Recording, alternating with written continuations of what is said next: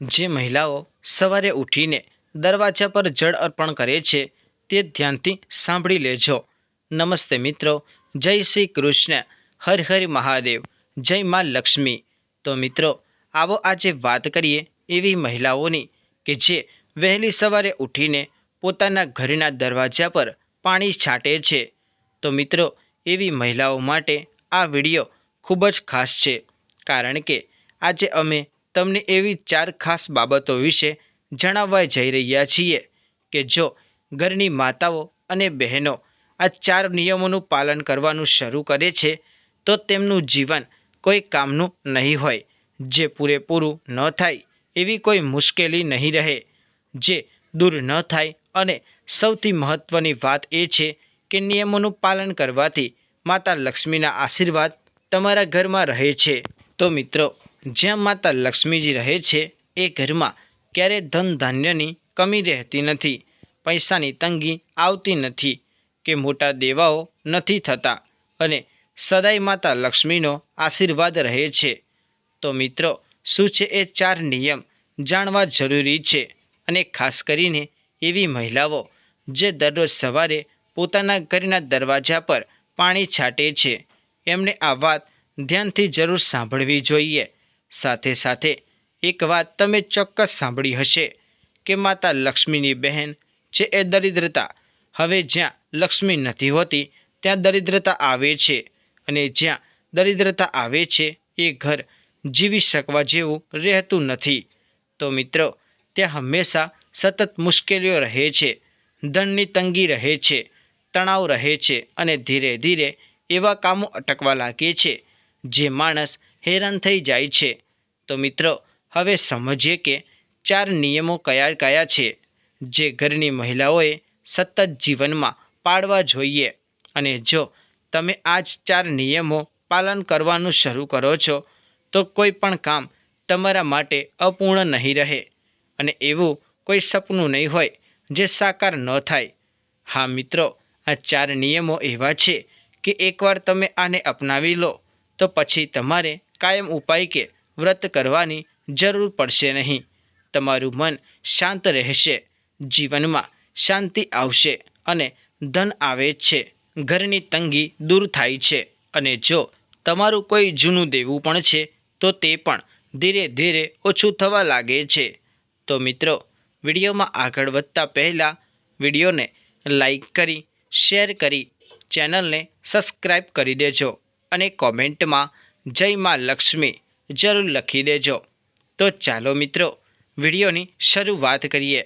તો મિત્રો, હવે જુઓ કે માતા લક્ષ્મીજીને સદાય શુદ્ધ જગ્યા ગમે છે, અને એમની બહેન દરિદ્રતાને ખોટી અને અશુદ્ધ જગ્યા.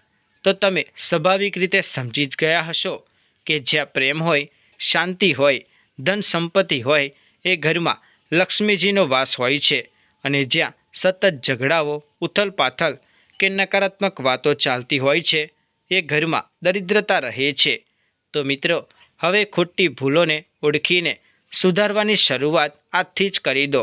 અને જે વાતો આપણને તમને અહીં જણાવવા જઈ રહ્યા છીએ તો આ વિડીયોને અંત સુધી જરૂર અવશ્ય જુઓ, કેમ કે આજથી તમારું જીવન બદલાઈ શકે છે.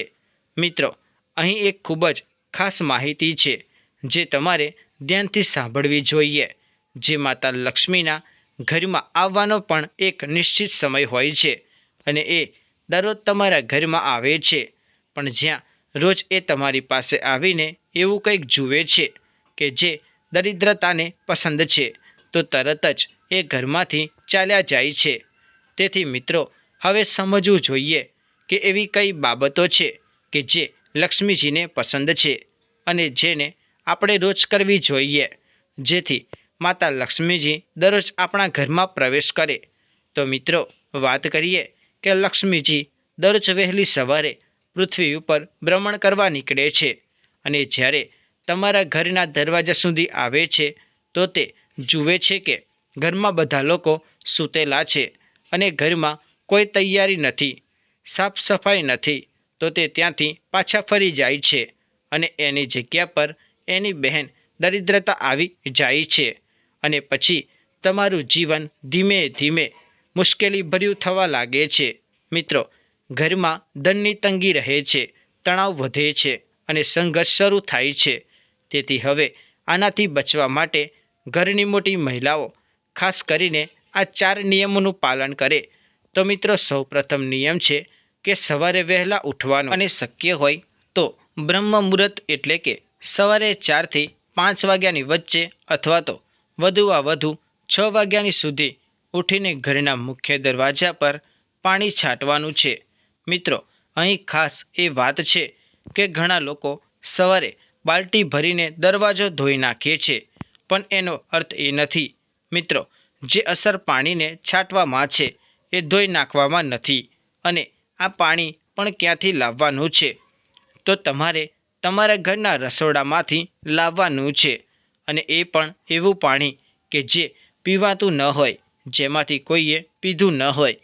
એવું 1 લોટો પાણી ઘરના રસોડાના પાણીના પાત્રમાં ભરવાનું છે અને એ પાણી ઘરના દરવાજા પર છાંટવાનું છે. તો મિત્રો, એ પહેલાં દરવાજા પર તેની આસપાસ બાજુમાં સારી રીતે સફાઈ કરવાની છે. તો સૌથી પહેલાં ઝાડુ લગાવો અને બધું સાફ સફાઈ કરો, પછી જ પાણી છાંટો.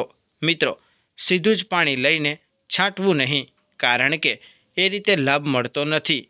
હવે જો તમે રોજ સવારે પ્રેમ અને શાંતિથી આ એક સામાન્ય નિયમનું પાલન કરો છો તો તમને ખૂબ જ મોટા લાભ મળે છે. કેમ કે આવું કરવાથી ઘરમાં શાંતિ આવે છે અને લક્ષ્મીનો વાસ થાય છે અને ઘરમાં દરિદ્રતા દૂર થાય છે.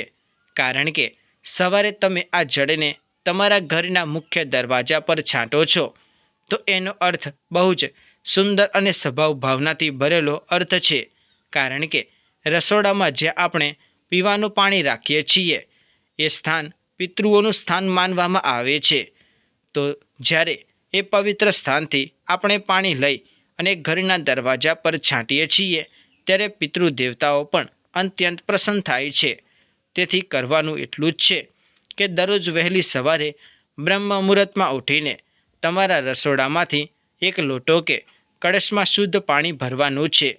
એ પાણી ખાસ કરીને એ સ્થાનથી હોવું જોઈએ જેમાં પીવાનું પાણી રાખવામાં આવે છે અને જે કોઈ પીધું ન હોય. હવે જો ક્યારે એવું બને કે રસોડામાં પાણી ન હોય તો પછી તાજું શુદ્ધ પાણી પણ લઈ શકો છો, પણ શક્ય હોય તો ત્યાં સુધી રસોડાના પીવાના પાણીથી જ છાંટવાનો પ્રયાસ કરવો જોઈએ. પછી એ લોટો લઈને ઘરના મુખ્ય દરવાજા પર આવી જવાનું અને એ પાણી તમારે સીધા હાથની હથેળીમાં થોડી થોડી માત્રામાં લઈને દરવાજાની આસપાસ અને ઘરની બાઉન્ડ્રી સુધી છાંટવાનું છે.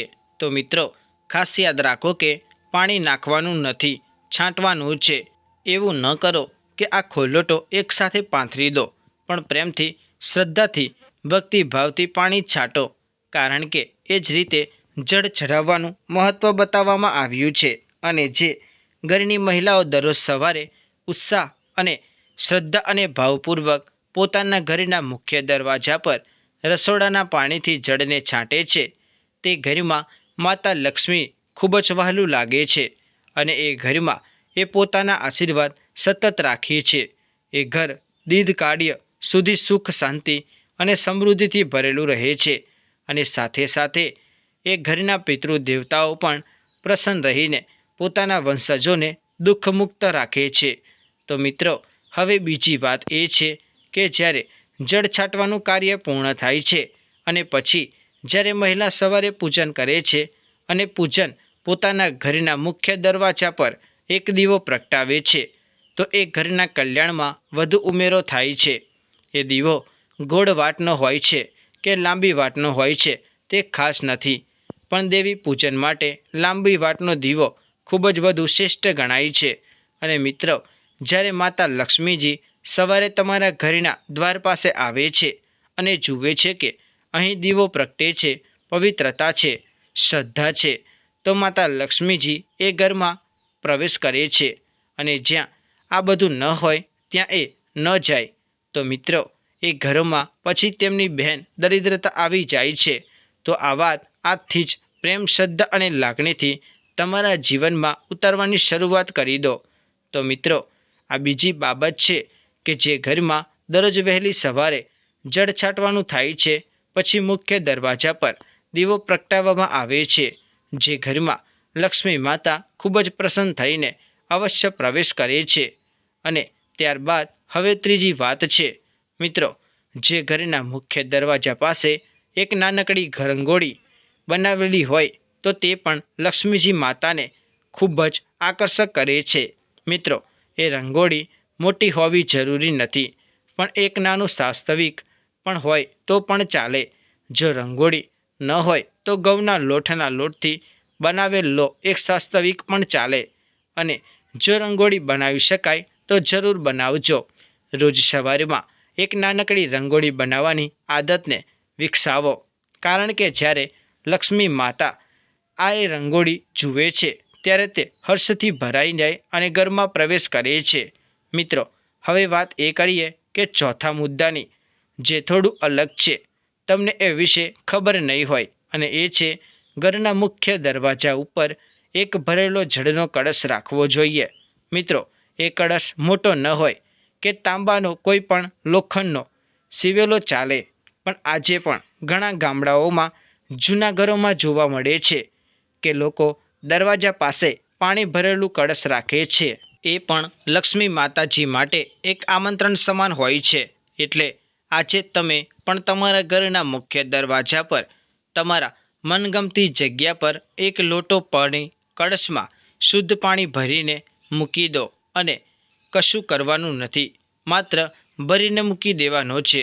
અને એ પાણી જોઈ લક્ષ્મી માતાજી અતિ આનંદિત થાય છે અને ઘરમાં પ્રવેશ કરે છે. તો મિત્રો, આ 4 નિયમો, આ 4 પવિત્ર ક્રિયાઓ જે સ્ત્રીઓએ રોજ સવારે શ્રદ્ધાથી કરે છે, તે ઘરમાં લક્ષ્મી માતાજી રોજ સાક્ષાત પ્રવેશ કરે છે. કારણ કે લક્ષ્મી માતાજી રોજ સવારે બ્રહ્મ મુહૂર્તમાં પૃથ્વી ઉપર વિહાર કરવા નીકળે છે.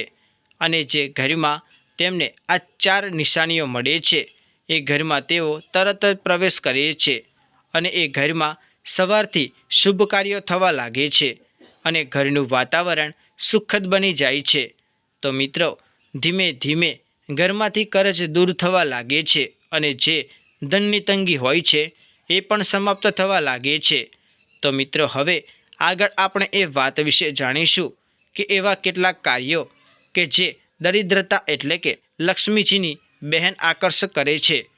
ઘરમાં તે જાય છે ત્યાં લક્ષ્મીજી માતાજી આવતા નથી અને એના બદલે દરિદ્રતા આવે છે. અને જ્યારે એ આવે છે ત્યારે શું શું બને છે, તો સમજી શકો છો કે જે હોય તે પણ જતું રહેતું નથી. ભંડાર ખાલી થાય છે અને કકળાટજનક જીવન શરૂ થાય છે. તો મિત્રો, આ 4 પવિત્ર નિયમો જીવનમાં લાવવા જરૂરી છે કે દરિદ્રતાને ઘરમાં પ્રવેશના અપનાવવા છે. મિત્રો, અમે સમજીએ છીએ, તેથી હવે આપણને વાત કરીએ કે દરિદ્રતા કઈ રીતે ઘરમાં પ્રવેશ કરે છે અને કઈ બાબતો છે કે જેને કારણે લક્ષ્મી માતાજીના આશીર્વાદ ન મળતા હોય અને તેના સ્વાસ્થ્યને દરિદ્રતાનો વાસ થાય છે. તો હવે ધ્યાનથી સાંભળજો. જો તમે રોજ સવારે મોડા સુધી ઊંઘી રહો છો તો એ ઘર દરિદ્રતાને આકર્ષક છે. હા, સત્ય છે એ છે કે સૂર્યોદય પહેલાં ઉઠવું જોઈએ, પણ જો ક્યારે એવું ન બની શકે તો ઓછામાં ઓછું તમે 7 વાગ્યા સુધી તો ઉઠી જ જવું જોઈએ. કારણ કે એના પછી જો તમે ઊંઘતા રહો તો ઘરની લક્ષ્મી માતાજી નહીં પરંતુ દરિદ્રતાને આમંત્રણ આપે છે અને કહે છે કે જ્યાં લોકો મોડા સુધી ઊંઘે છે એ ઘરમાં એ પ્રવેશ કરે છે અને પછી તો એ ઘરમાં શાંતિ રહેતી નથી, સુખ નથી રહેતું, કંટાળો અને તકલીફો ભરેલું જીવન શરૂ થાય છે. અને મિત્રો, તેથી જ ઘરની સ્ત્રીઓએ પોતાના પરિવારના દરેક સભ્યને વહેલા ઉઠાડવાનો પ્રયાસ કરવો જોઈએ અને પોતે તો વહેલી સવારે ઉઠી જ જાય છે, પણ બાકીના લોકો પણ વહેલા ઉઠે એ ખૂબ જ જરૂરી છે. પછી બીજું કારણ છે રાત્રિના જૂના વાસણો. જો તમે વાસણ રાત્રે ધોઈ નથી શકતા અને સૂઈ અને તેમના જે ઉઘાડા રાખી દેતા હો છો, તો યાદ રાખજો, સવારે જ્યારે લક્ષ્મી માતાજી પૃથ્વી પર વિહાર કરે છે ત્યારે તેમની સાથે દરિદ્રતા પણ આવી હોય છે. અને જ્યાં લક્ષ્મીજીને ફાવતી બાબતો ન હોય ત્યાં એ ન જાય અને દરિદ્રતા પ્રવેશ કરે છે. એટલે જો તમે રાત્રે વાસણ ધોઈને નથી સૂતા અને એ વાસણ સવાર સુધી એમ જ પડેલા હોય છે, તો એ ઘરોમાં દરિદ્રતા નિષ્કુંજ પ્રવેશ કરે છે અને પછી એ ઘરમાં તકલીફો જ રહે છે. મિત્રો, ત્રીજું કારણ એ છે કે કેટલીક મહિલાઓ બપોરે ઊંઘ લે છે. તો હવે જોઈને વિચારો કે થોડો આરામ લેવાનો હોય તો ચાલે, પણ બપોરે ઊંઘવા જેવું અને ઊંઘમાં જ કપરાકાપ થઈ જવું એ નિયમોની વિરુદ્ધ છે. અને એવો આરામ એ ઘરમાં ઉર્જા ઓછી કરે છે અને નકારાત્મકતાને આમંત્રણ આપે છે. તેથી યોગ્ય છે કે તમે બપોરે થોડો આરામ કરો, પણ ઊંઘ ન આવી જોઈએ. ખાસ કરીને ઘણી વખત બપોરની ઊંઘના કારણે ઘરના કાર્યમાં ધીમાપણું અને આળસ આવે છે. એટલે તમારું કેવું જીવવું છે તમારી પસંદ છે. મિત્રો, તમારે લક્ષ્મીજીને વાસ આપવાનો છે કે દરિદ્રતાને આમંત્રણ આપવાનું છે, તે નિર્ણય તમારો અને તમારી મરજી છે.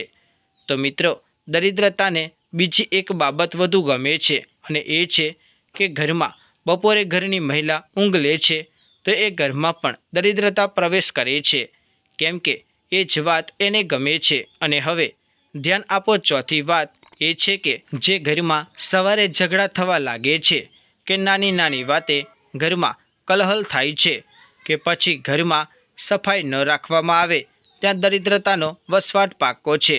તો મિત્રો, જો ઘરમાં અહીંયા ત્યાં કચરો પડી રહ્યો હોય, માખીઓ હોય, ગંધ આવી રહી હોય અને એ ઘરના ખૂણાઓ ગંદા હોય, તો એ દરિદ્રતાને ખૂબ જ ભાવે છે અને તે ઘર તેમના માટે આમંત્રણ સમાન હોય છે. અને છેલ્લી અને ખૂબ જ ખાસ વાત એ પણ ધ્યાનથી સાંભળજો કે જે ઘરમાં લીંબુ અને મરચું સાથે રાખવામાં આવે છે ત્યાં દરિદ્રતા નિશ્ચિત રૂપે પ્રવેશ કરે છે. મિત્રો, કદાચ તમે જાણતા ન હો, પરંતુ લીંબુ મરચું સાથે રાખવાથી નકારાત્મક ઉર્જા વધે છે અને દરિદ્રતાને આમંત્રણ મળે છે. તો જો મિત્રો તમે ફ્રીજમાં લીંબુ રાખો છો તો મરચું બહાર રાખો. મિત્રો, બંનેને કદી એક પણ સાથે ન રાખો. પછી ભલે ફ્રીજમાં અલગ અલગ ભાગમાં રાખો, પણ એક જ ભાગમાં આગમાં નહીં. અને કદાચ એ કારણ છે કે ઘણા લોકો ઘરના મુખ્ય દ્વાર પર લીંબુ મરચું લટકાવે છે, જેથી નકારાત્મકતા ઘરમાં ન આવે અને બહાર જ રોકાઈ જાય. તો મિત્રો, આ તમામ વાતો એવી છે કે જો તમે એનો ખાસ કરીને ખ્યાલ રાખો અને જે નિયમોનું આજથી શીખ્યા છો એનું પ્રતિદિન પાલન કરો, તો નિશ્ચિત છે કે તમારા ઘરમાં માતા લક્ષ્મીનો વાસ રહેશે અને સુખ શાંતિ અને સમૃદ્ધિ પણ સાથે આવશે. અને બીજી તરફ જો તમે આ બધું તમે અવગણો છો તો દરિદ્રતા ઘરમાં આવવાનો પ્રયાસ કરશે અને પછી જીવનમાં તકલીફો જ આવશે. તો મિત્રો, હવે તમારે નક્કી કરવાનું છે કે તમારે કઈ માતાને ઘરમાં આમંત્રણ આપવાનું છે કે પછી સારું જીવન જીવવાનું છે. તો મિત્રો, આ વિડીયો ગમ્યો હોય તો લાઈક કરો, શેર કરો અને ચેનલને સબસ્ક્રાઈબ કરો. કોમેન્ટમાં જય શ્રી કૃષ્ણ જરૂર લખજો. તમારા જીવનમાં હંમેશા સુખ અને સમૃદ્ધિ રહે એવી શુભેચ્છા. તો મિત્રો, વિડીયોમાં જણાવેલા જ્યોતિષ ઉપાય અને સલાહ તમારી આસ્થા અને વિશ્વાસ પર ઠેસ પહોંચાડવાના નથી. વિડીયોનો ઉદ્દેશ માત્ર તમને સારી સલાહ આપવાનો છે.